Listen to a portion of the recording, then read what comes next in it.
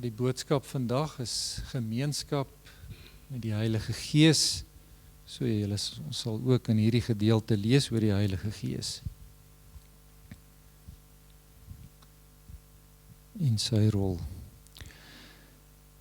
Kom ons lees saam. Vers 13. In hom is julle, toe julle die woord van die waarheid, die evangelie van julle verlossing gehoor en tot geloof gekom het, verseël met die Heilige Gees wat beloof is. Die Gees is die waarborg van ons erfenis, om ons los te koop as God se eiendom, tot lof van sy heerlikheid. Ons lees tot sover.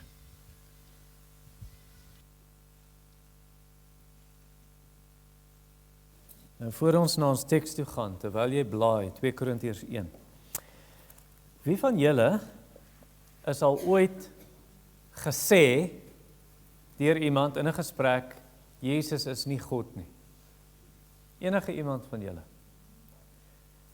Wie van julle is al gesê, Jesus is nie God nie, maar jy het nie geweet, jy het geweet is verkeerd wat die persoon sê, jy het nie geweet hoe antwoord ek die persoon? Kom dan vanaand, 5:00. En dan gaan ons vanaand se lering oor die Bybelse waarheid dat Jesus God is. Nou vanoggend 2 Korintiërs 1 vers 21 en 22 en die tema is gemeenskap in die Gees. In Engels fellowship in the Spirit.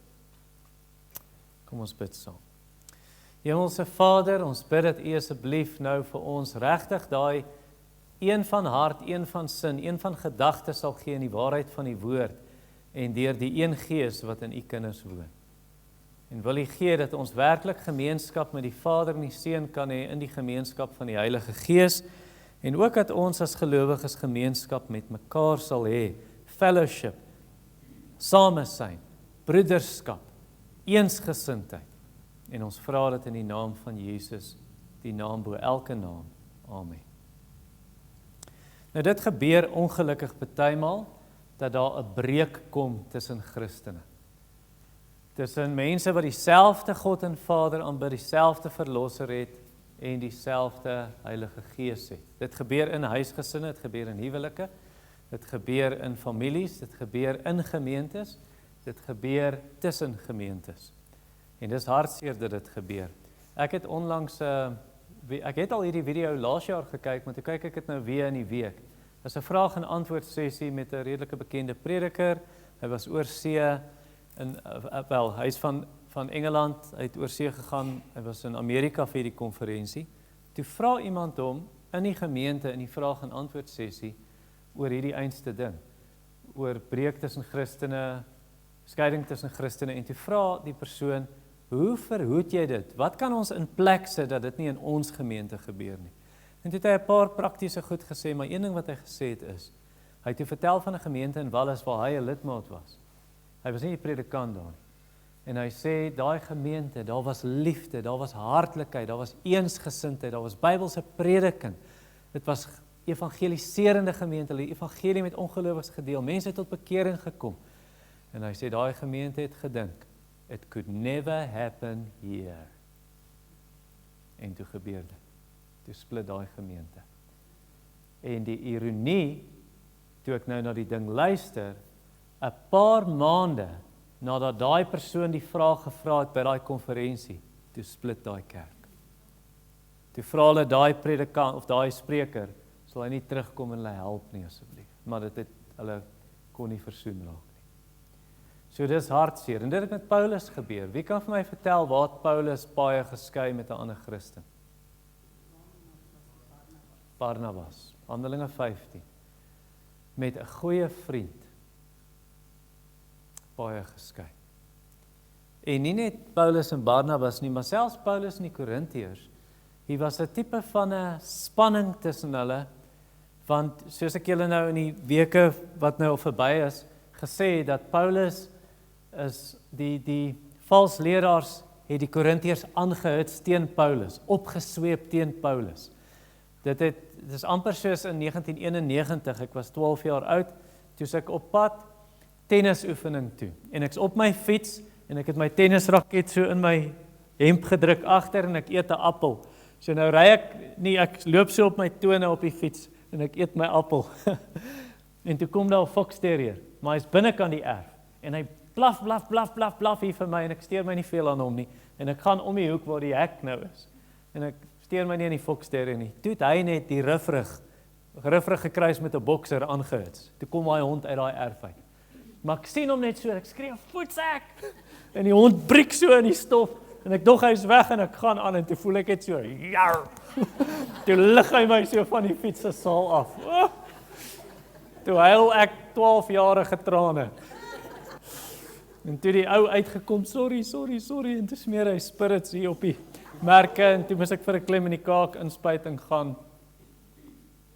Dis wat die valsleraars in Korinthe gedoen het. Hulle het die Korintiërs opgesweep. Hulle is die klein hondjie.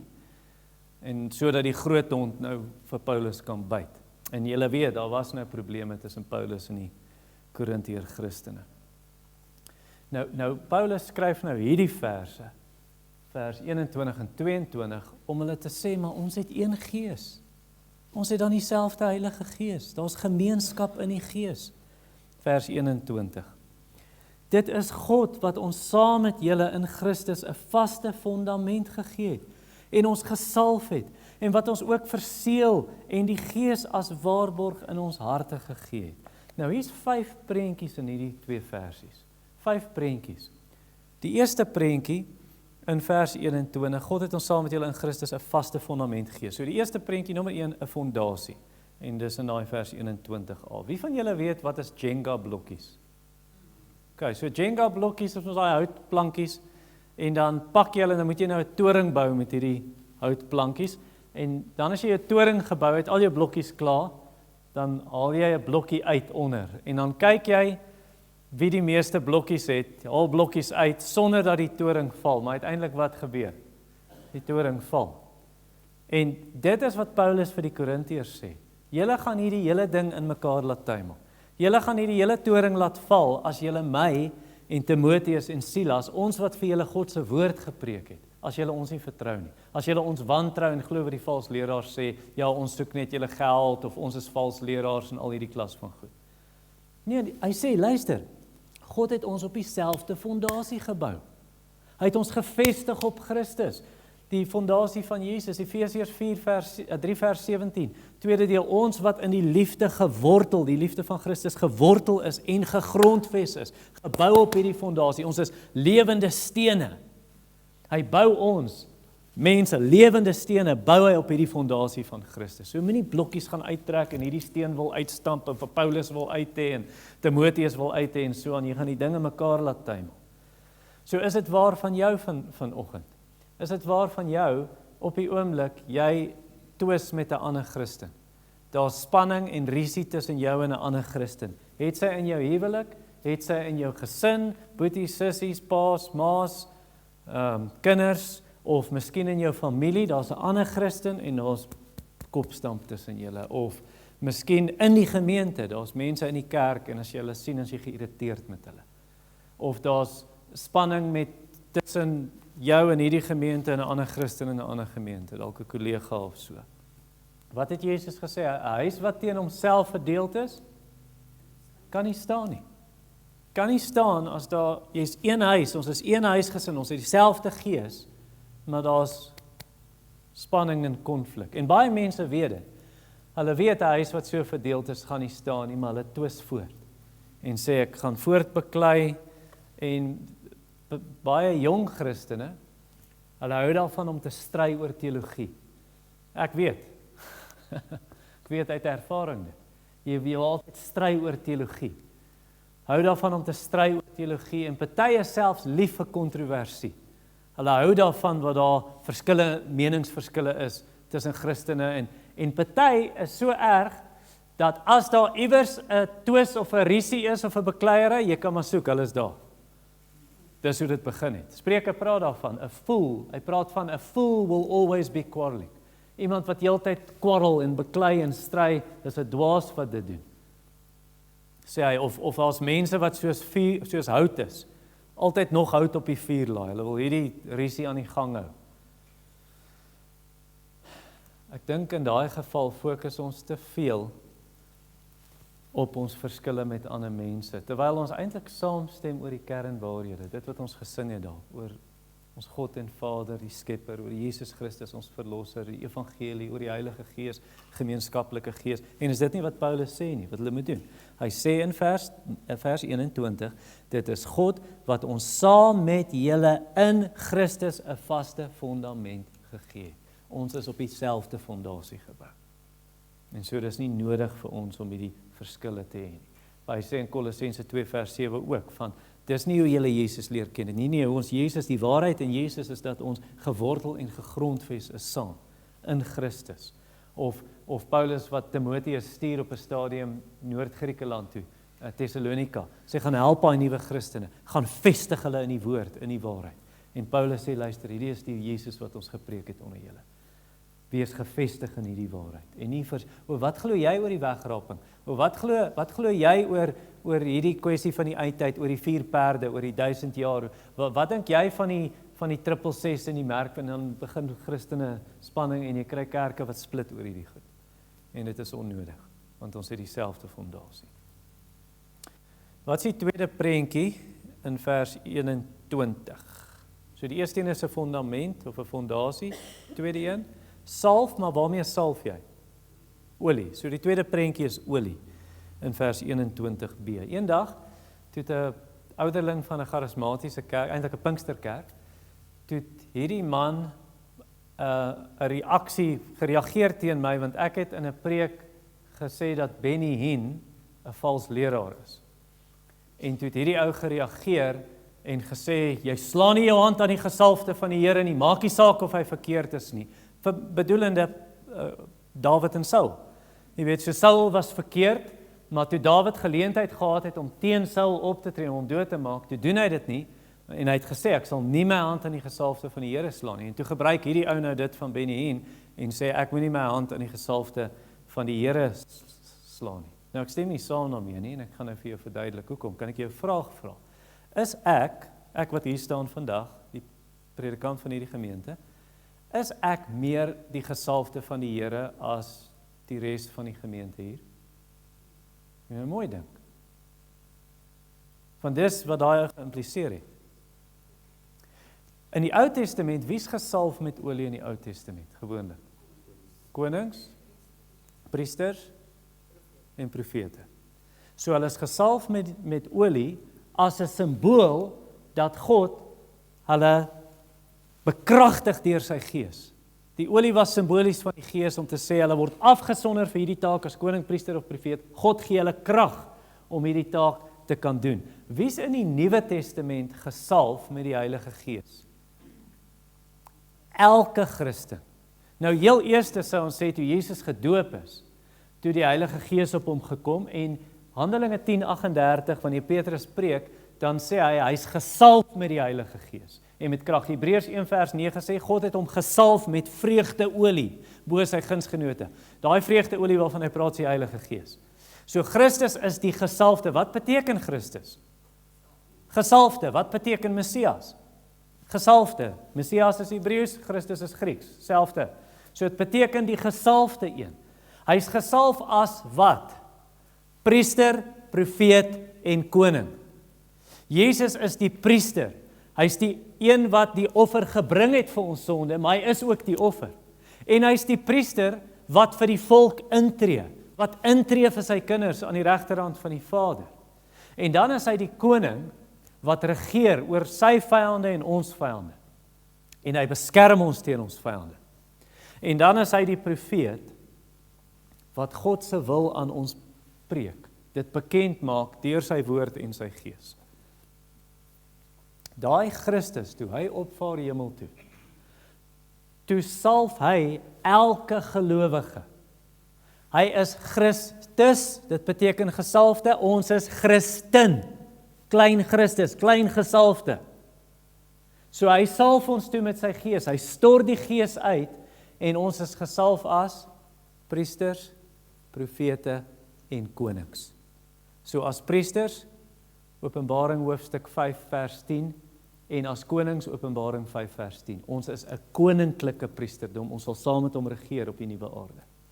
En dan as profete, Handelinge hoofstuk 2, jou seuns en dogters sal profeteer, jou slawe en slavinne, ou mense, sal drome droom, visioene sien en so aan. So jou seuns en dogters profeteer. Elke gelowige is 'n profeet, priester en koning. So dan is dit nie waar om een man uit te sonder en te sê, daar's ons priester nie. Want dis wat die Rooms-Katolieke Kerk doen. Hulle het hierdie klasse, daar's die gewone Christene en dan's daar die priester. En jy kan nie self jou sondes kom bely nie, jy moet na die priester toe kom en hy sal namens. Dis terug Ou Testament toe, waar daar 'n priesterlike klas was. In die Nuwe Testament is elke gelowige priester, profeet en koning. So dit is nie ek wat die priester is en ek wat die unieke gesalfde van die Here is nie. In 'n besondere manier en die res is nie. En selfs hierdie, en van julle het dit al gesê, en ek verstaan nie hoekom julle dit sê nie. Julle kan my kom reghelp na die tyd en sê, hier's hoekom, daar's iets wat jy mis. En dan sal ek probeer insien wat jy sê, maar ek kan nie verstaan hoekom Christene hierdie ding sê. Die mans moet weer in hulle huise opstaan as priesters. Die man is die priester van sy huis. Die man is die priester, profeet en koning. Nou Paulus sê die man is die hoof van sy huis, maar waar gebruik die Nuwe Testament daai term dat die man is die priester van sy huis? Ek sien dit nie. Dis asof hy die middelaar tussen sy gesin en God is. Daar's een middelaar tussen God en mense, die mens Christus Jesus. So ek wil jou aanraai, ek sal nie meer beklei as jy anders dink as ek nie, want dan's ek nou soos ek sê ons nie moet wees nie, gaan skei paai oor kleiner dinge, maar ek wil jou aanraai en aanmoedig, moenie bid, Here, laat die mans weer opstaan en die priesters in hulle huise wees. Sê Here, laat die mans hulle gesinne geestelik lei. Die man is die hoof van die huis, help hulle om hulle gesinne te beskerm en te lei in die woord. Dis Bybels. Maar moenie daai term gebruik. Ek weet Job, hy het as 'n priester in sy huis opgetree. Nee, hy het mos offers gebring want hy was bang sy kinders het gesondig. Maar dis terug in die Ou Testament waar daar onderskeie priesterklas was. Waar in die Nuwe Testament elke Christen is priester, profeet en koning. So ons is gesalf. Jy die salwing ontvang, sê vers 21. God het ons gesalf. Jy die salwing as profeet. Dit beteken jy het die salwing van die Gees as profeet. Jy hoef jou nie te skaam vir die evangelie en te dink ek's bang, wat gaan hierdie mense dink as ek Nee, wag 'n bietjie. Wat is belangriker, Jesus se naam of jou naam? Jesus se naam. So dan moet ek nie bang wees wat gaan hulle van my naam dink en gaan ek my naam met 'n plank slaan as ek nou oor Jesus probeer praat nie. Ek hoef my nie te skaam vir die evangelie nie, want die krag van God tot redding vir elkeen wat glo. So dis as profeet. En dan die salwing wat ons ontvang het van die Gees, die salwing as konings, dat ons kan regeer oor die sonde en sê hierdie sonde gaan nie oor my regeer nie. En ons kan dit onder ons voete vertrap en die Here sal Satan onder julle voete verbrysel, sê Romeine 16. En as julle naamlik deur die Gees die werke van die liggaam doodmaak, ons kan nee sê vir ons sonde. Ons kan nee sê vir versoeking, want ons is gesalf as konings. Ons kan nee sê vir die wêreld en sy invloede. Wat so kom en jy het oral op jou sosiale media en op jou foon en die wêreld is in jou hand. Nou natuurlik, ons kan die goed ten goeie gebruik vir die Here, maar jy kan dit ook ten kwade gebruik om te sê nee. Hy wat in die Seun van God glo, oorwin. Who is he that overcomes but he that believes that Jesus is the Son of God? In Johannes 5 vers 5. So ons kan oorwin as konings, ons is gesalf as konings, ons het die salwing as priesters, om geestelike offers te bring, offers van mededeelsaamheid, waar ons nood sien onder gelowiges, offers van gebed, wat soos wierook opstyg, offers van lofprysing, offers van ons hele lewe, jou liggaam as 'n lewende heilige aan God welgevallige offer, sê Paulus. En nie soos iemand gesê het by 'n bid hier, ek het hierdie gebedsversoek, maar ek wil hê Iwer moet daarvoor bid. Hulle het regtig gedink, as ek bid, dan gebeur dit, maar as die res van die gemeente bid, gebeur dit nie. Nee, dalk jy weer jou priesterlike klas begin maak. Luister, waar die Heilige Gees 'n gemeente so salf, waar Christus die gemeente so salf met sy Gees, en waar 'n huisgesin en 'n huwelik en 'n familie so die salwing van die Heilige Gees het, en dit is so van elke gelowige. Wat sal gebeur daar? Dis daai prentjie van die reukolie, die salf wat oopgebreek word en uitgegiet word en dit vul die hele huis. 'n Aangename geur. En so daar waar die Gees gekom het, toe ek die storie vir die kinders vertel vanoggend, toe die Heilige Gees weer kom, toe is daar eenheid in die kerk en ons liefde in die kerk. Handelinge 4, die Gees kom, hulle preek die woord, volgende gedeelte, daar's eensgesindheid. Dis die aangename geur en nie 'n stank van dooie vis nie of vrotvis nie. Nou is dit afwesig in jou huis. Jy sê daai geur is nie in ons huis nie. Dit stink in ons huis. Van die verdeeldheid en die bekleierery en die oneenigheid. Dit stink tussen my en hierdie ander Christen. Ons geïrriteerd met mekaar en ons verdeeldheid. As dit so is, wat moet jy doen? Dan moet jy dit bely aan die Here en sê, Here, vergewe my sonde. Vergewe my dat ek die Heilige Gees wegjaag. Net soos wat mens 'n duif wat rustig hier is wegjaag. Dat ek die Gees bedroef het, vergewe my. En dan kom jy na Jesus toe. En wie na Jesus toe kom en drink. En net sê, Here, versadig my, les my dors. Hy sê, strome van lewende water sal uit jou binneste vloei. En dit het hy verwys na die Gees, sê die teks vir ons. En dan kom jy en sê, hoeveel te meer sal die Vader die Heilige Gees gee aan die wat hom vra. Vra die Here, vul my opnuut met die Gees. Ja, ek is verseël met die Gees, maar wil U dit nie bevestig nie? En wil U nie gee dat ons wat almal in hierdie gemeente en in hierdie huisgesin, ons ken die Here, ons dien die Here, ons almal verseël met U Gees. Here, dat daar nie oneenigheid en verdeeldheid is nie. Derde prentjie, wat's dit? Of gesalf met die Gees. Ek het nou gesê geseël. Nou hardloop ek my vooruit. So daar's die derde prentjie, is 'n seël. So die eerste prentjie is 'n fondasie, die tweede een is olie en die derde een is 'n seël. Nou, ons het in die garage, enige iemand hier wat of seëls versamel of iemand ken wat seëls versamel. Want ek het twee bokse seëls wat ek nie wil hê nie. Iemand het dit hier gegee toe die man dood is, toe bring die vrou dit en 'n splinternuut, dit is splinternuwe goed, bokse albums van die goed. So as jy dit wil hê, ek sal dit gee. Nou 'n seël en 'n stempel in die Bybelse tyd. My skoonma het meer crafts as P&A. Nou sy het onlangs stempels uitgegooi. Waar is my skoonma? Sy is hier, maar ek sê daar in die hoek agter. Okay. Sy het stempels onlangs uitgegooi want die meise die stempels kom eet. Maar 'n stempel vandag met die crafts of 'n seël, 'n posseël, dis nie wat ek bedoel wanneer ons praat van 'n seël hier nie. 'n Seël in die Bybelse tyd is wanneer die koning 'n seëlring het en dan staan 'n embleem op die seëlring en dan druk hy dit as hy nou 'n brief skryf, van seël hy dit mos nou met klei of met waslater en dan sit hy sy seëlring in daai sagte klei of in die warm was en dan maak dit 'n afdruk. Die koning se afdruk om te sê dis 'n amptelike dokument van die koning. Of hulle het 'n seël gesit op toe hulle die steen voor Jesus se grafrol, toe seël hulle dit.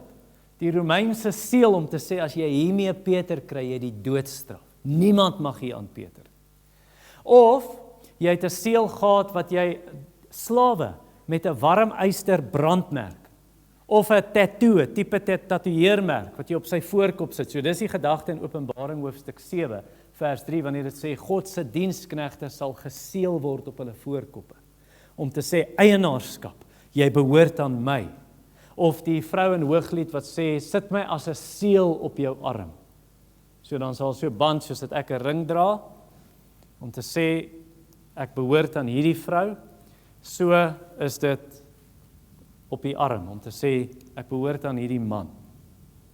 En in dieselfde manier, dis waarna jy moet dink wanneer vers 22 sê God het ons geseël, ons is verseël met die Heilige Gees.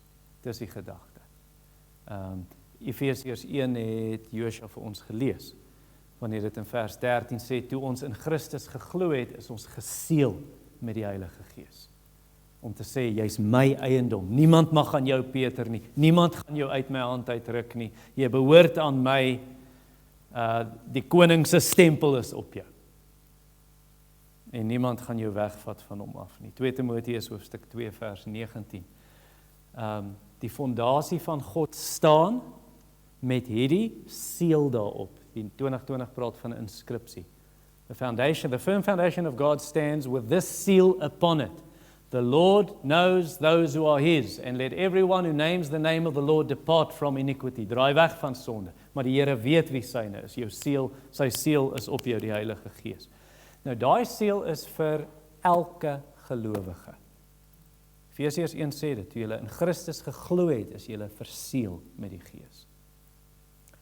Dit dryf heeltemal in teen 'n lering wat eintlik in die 1700s het John Wesley dit begin. John Wesley het baie mooi dinge gepreek, maar hy was verkeerd hier. En toe is dit populêr gemaak in die 1870s deur Robert Pearsall Smith in Engeland en sy vrou Hannah Whittle Smith. Sy het 'n bekende boek geskryf. Die boek se titel is The Christian Secret to a Happy Life. En dit is die higher life lering, die victorious Christian living. Let go and let God. Jy moet net hierdie aanneem en jy kan 'n punt in jou lewe bereik waar jy sondeloos volmaak is in hierdie lewe al. So daai dwaling het ingekom en dit was nie so happy life gewees nie vir hierdie twee mense. Want Robert Pearsall Smith het uiteindelik die geloof verloor, hy het 'n ateïs geword. Agnostikus. Sy kind het getrou met Bertrand Russell, die befaamde ateïs of agnostikus, en dan sy vrou het uiteindelik haar rug gedraai op die evangelie en gesê in al die godsdienste kan jy hierdie skepper bereik net deur sekere ervarings te hê met hom. En hulle huwelik was ook nie 'n happy life nie, want daar was skandale gewees en allerlei goed wat skeef geloop het. Uiteindelik daai lering om te sê the victorious Christian life en the higher life en so aan, daai lering doen een van twee goed. Of dit maak jou verwaand, dit maak jou hoogmoedig om te sê ek het hierdie vlak bereik, of dit maak jou baie depressief. En dis nog steeds in die ronde in Suid-Afrika ook. Maak jy depressief want jy bereik net nooit hierdie plek waar jy die oorwinningslewe leef, soos hulle dit noem nie. Luister, die bewys dat jy met die Gees verseël is nie dat jy die hoër lewe leef nie. Dis nie dat jy in tale praat nie. Wat's die bewys dat die seël op jou is? Die koning se afdruk. Die prentjie van die koning op die ring. Jesus se afdruk. Die beeld van Christus in jou. Jou lewe begin meer en meer soos Jesus in lyk. Wie van julle het al gedink dat Galasiërs 5, die vrug van die Gees, dat praat van liefde en vrede en vreugde en so aan. Wie van julle het al gedink Paulus is besig om Jesus se lewe daar te beskryf? Ja, dis wat hy doen. So die seël, die koning se afdruk is op jou. En jy word meer en meer soos Christus. Nou, dit is so. Party Christene het net die buitelyne. So jy sien die prentjie, dan sien jy die afdruk, ek sien die buitelyne van Jesus in jou lewe. En dan ander Christene het verder gegroei, en dan sien jy, ek begin die basisklere sien. Ek sien buitelyne, maar ook die basisklere word nou geverf. En dan ander Christene, dan begin jy die details sien. Jy sien die wag, ek sien die neus, ja, ek sien die oë, ek sien die wenkbroue, ek sien die ore, ek sien die baard. So jy begin Jesus meer en meer sien, maar niemand van ons gaan in hierdie lewe volmaak wees nie. 1 Johannes 3 vers 2 sê, en wanneer hy kom, dan sal ons wees soos wat hy is, want ons gaan hom sien soos hy is. En tot dan moet ons mekaar verdra. Wanneer jy 'n bietjie wrywing het met 'n ander gelowige, iets sê in jou huis of in die gemeente of waar. Wat is die 4de prentjie in vers 22? Ekskuus? 'n Waarborg. Ja, so die 4de prentjie is 'n waarborg. Nou al hierdie Chinese karre wat in die land inkom en hulle vloei die mark, nou daar's een van hulle GAC. En in 2024 aan die einde van die jaar toe maak hulle opspraak en ek het dit in Car Magazine gelees. Ek het so aanlyn gekyk. Toe sien ek GAC het die motorindustrie geskok toe hulle 'n lewenslange waarborg op hulle engines gee. 'n warranty, so jy kry 'n sertifikaat daarvoor. Lewenslang. OK, dis nogal iets om te sê en dan as dit breek natuurlik, vat jy dit terug, hulle vervang dit en wat dit mag wees. Dis nie wat waarborg hier beteken nie.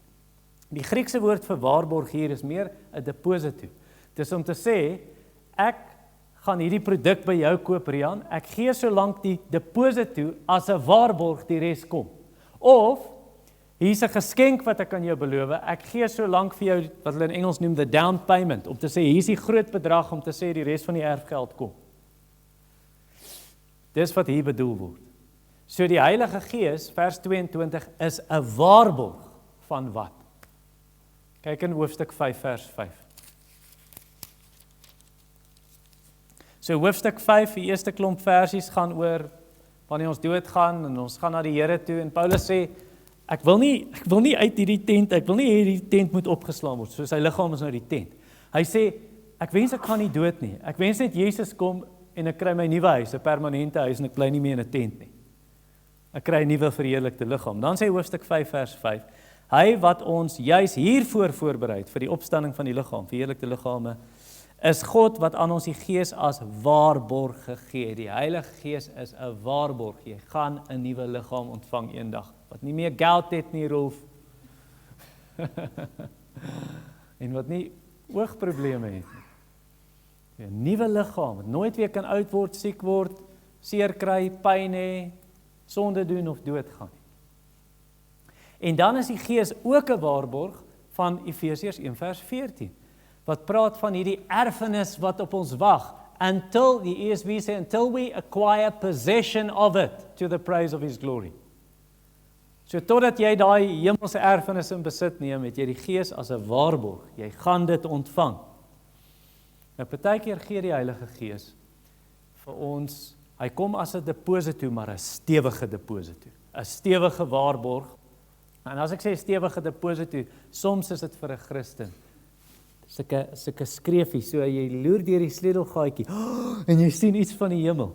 Die Here gee partykeer in 'n gemeente, of aan 'n individuele Christen, gee hy so smaakie van hemel op aarde.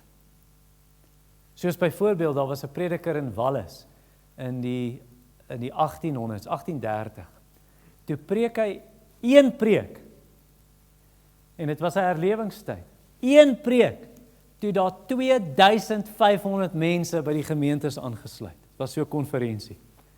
En hulle daai mense ondersoek. Die predikant het nie sommer net ingeryg nie, soos 'n worsmasjien. Hulle daai mense ondersoek, vrae gevra oor hulle wedergeboorte, oor hoekom hulle glo hulle tot bekering gekom het en so aan. 2500 mense. So dis 'n stewige deposito. So 'n smaakie van wat dit gaan wees. En dan natuurlik al die gevolge in 'n herlewing. Jy weet die prokureur in Northampton, of ek hoor iemand het hulle prokureur genoem, in Northampton, het sy werk verloor. Hy het nie werk gehad nie toe die herlewing kom, want daar is nie meer misdaad nie. Ja, so smaakie, so voorsmaakie van hemel op aarde, die Gees kom as daai waarborg.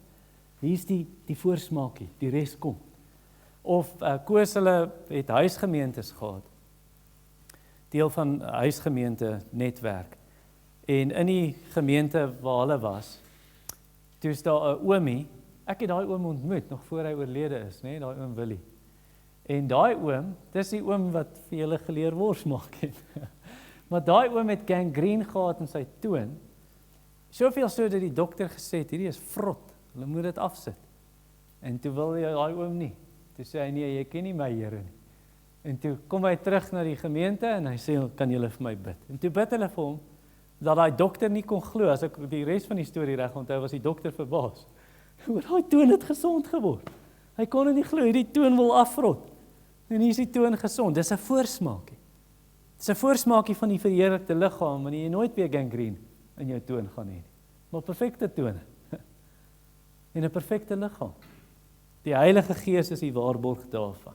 En ek dink waarvoor ons moet bid, in ons gemeente ook. Ons moet die Here vra, Here, wil U ons nie 'n groter mate van hierdie waarborg gee nie, van hierdie deposito. Ja, ons het die deposito ontvang, maar gee vir ons nog, betaal nog in asseblief. Laat dit wees soos Jesus ons geleer bid het. Laat U wil geskied, soos in die hemel, net so ook op die aarde. Here, gee vir ons iets van hemel op aarde. Laat ons nie ongeërg toe kyk hoe mense rondom ons verlore gaan nie. Want dis wat ek in my eie hart gesien het, nie lank gelede nie. 2 huise van ons af, is hier ons nou Sangomas hier aan die gang. Toe kom die buurvrou eendag, ek sien 'n boodskap, sy wil ons sien, kan ek jou sien? Kan ek jou bel? Hoe laat kan ek bel? Nou, wat gaan aan? Sy kom na ons huis toe, Sy bly oor kan die pad. Kom sy na ons huis toe. Toe sê sy, hoorie, ek is baie besorg oor julle en ek gee om vir julle. Julle het hierdie kids club by die kerk. Daai kinders kom uit daai huis uit en hulle het gehoor iemand skree, hulle roep my, ek gaan oor die pad, daar lê die vrou dood op die gras. Toe is dit iemand met TB wat gesterf het. Toe sê die man vir haar daar, ja, en in daai huis 'n maand gelede toe is iemand daar dood. En so 2 maande voor dit toe is nog iemand in hierdie huis dood. En so toe is ons nou bang te dink ons jong. Ek moet maar vir Ansie sê met die kids club, want daai kindertjies kom vandaan en bring hulle die siektes en Tannie Ronel het gehelp met die kids club en sy's bejaard en dan kry sy dit of Ansie vat dit huis toe en Kiep is oor 70 al, hy's 73 en hy's nie gesond nie, dan kry hy dit. Nee goed, ons gaan die kids club bietjie op ys sit dalk vir 2 of 3 maande. Nou dis alles goed en wel. Ek sal vir jou sê wat my gepla het later, dat ek dit gedink het. Hierdie mense het gesterf, ons wil nie die siektes aandra nie. Maar ek het nie vir een oomblik gedink. Daai vrou wat dood op daai gras gelê het, sy het waarskynlik nie die Here geken nie. En sy is hel toe.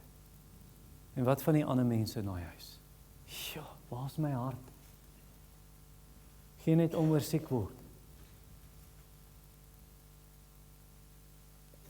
Luister, as ons saam hiervoor begin bid, in ons gesinne, in ons gemeente, en saam begin stry, die regte stryd, die evangeliestryd, die stryd teen die magte van duisternis, en ons hou op met mekaar beklei, het sy in jou huwelik, in jou gesin, in jou familie, met ander Christene. Dan sal ons nie tyd vir die troepe om onder mekaar te beklei, as al die troepe saam beklei teen die regte vyand nie. Wat is die laaste prentjie? Hy is bietjie moeiliker om te sien. Dis die einde van vers 22 in die 2020 vertaling. Praat van die Gees in ons harte. Die prentjie wat ek gekies het, daar is 'n huis. So hy is die Gees wat in ons harte woon, 'n huis.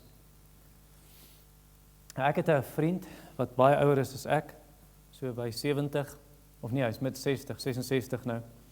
Hy vertel my toe hy 'n kind was. Toe het hy nou gehoor van, jy moet jou lewe aan die Here oorgee en jy moet vra dat hy in jou hart kom woon. Toe gaan kniel hy langs sy bed as 'n 8-jarige. Toe dink hy, hoe gaan Jesus nou deur sy pyjamas kom? Sy nagklere en hy knoop dit toe oop en hy bid, Here kom in my hart asseblief.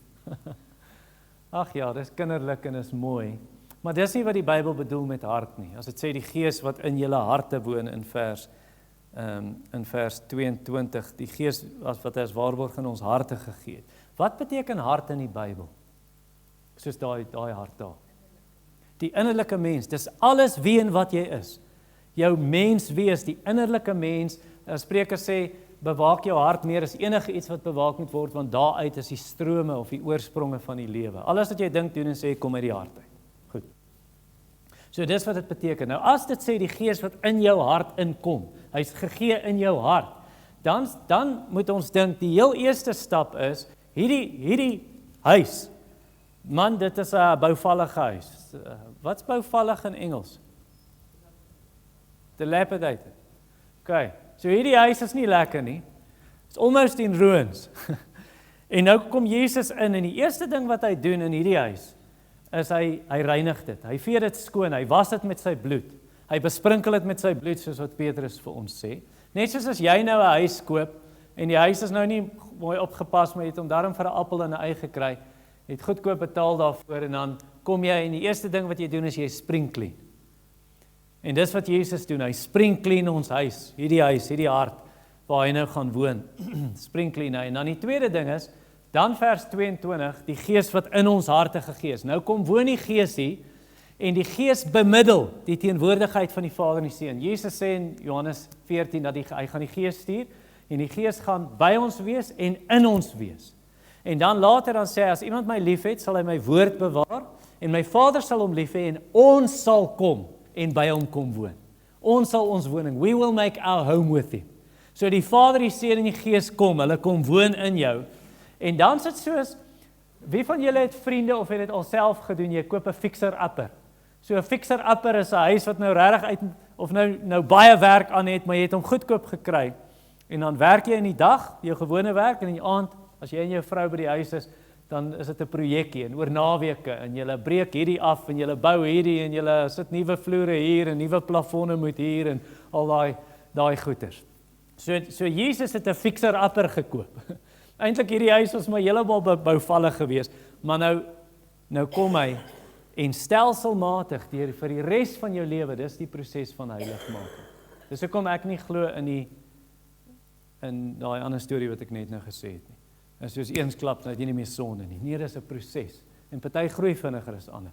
Maar nou kom hy en hy gooi al die gemors uit die garage en uit die buitekamer en daar's goed in die kaste en so aan. En hy's besig om hierdie te herstel. En dis waarvan die Efesiërs praat. Hy sê ons is die bruid van Christus. Hy was ons met die waterbad van die woord en dan was hy ons meer en meer en meer tot op die dag van Jesus. En daar's niks vlekke op jou trourok nie. Jy is reg vir jou bruidegom vir daai dag. So watter gemors lê in jou hart? In die garage van jou hart. In die buitekamer van jou hart. Daar waar die kakkerlakke en die spinnekoppe en die rotte en die vlermuise is. Watter gemors is daar nog in die kaste van jou hart in die laaie, goed wat moet uitgegooi word? Watter sonde is daar? En is aanhoudend daar. Jy voel ek hierdie goed moet uit. Luister wat sê die Here vir jou. Dat ons is verlos deur die bloed van Jesus en ons is vergewe deur die bloed van Jesus. So hy kom en hy gooi daai gemors uit en hy maak skoon.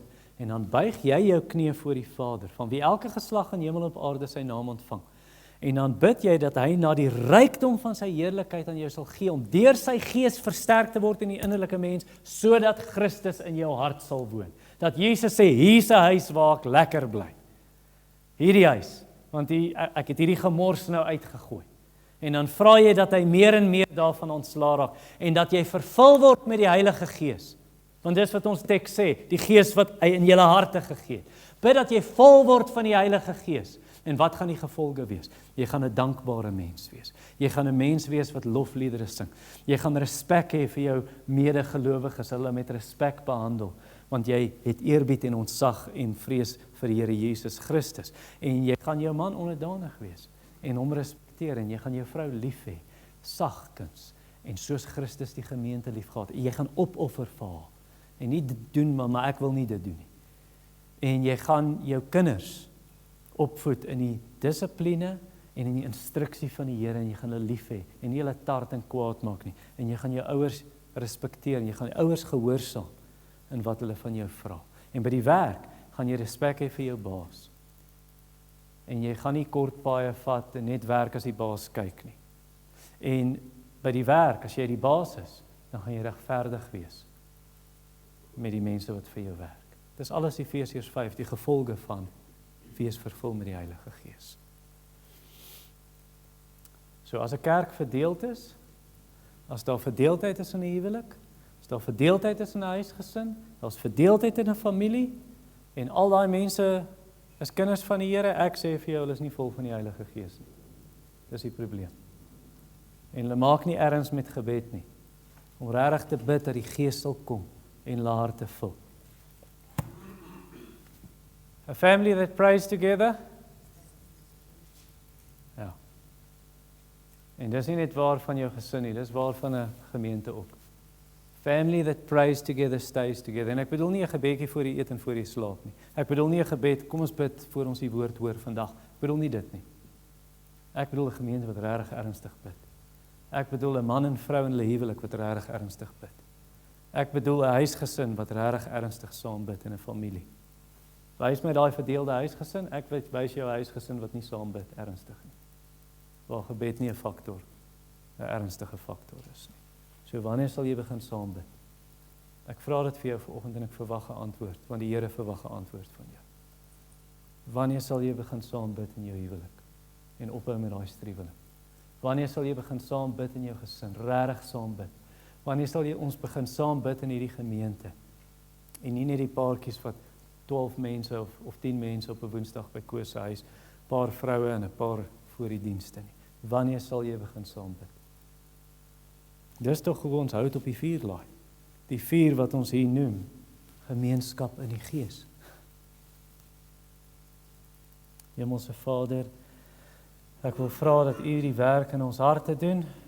Ek is die postman, U die brief geskryf, ek het die brief afgelewer, Here.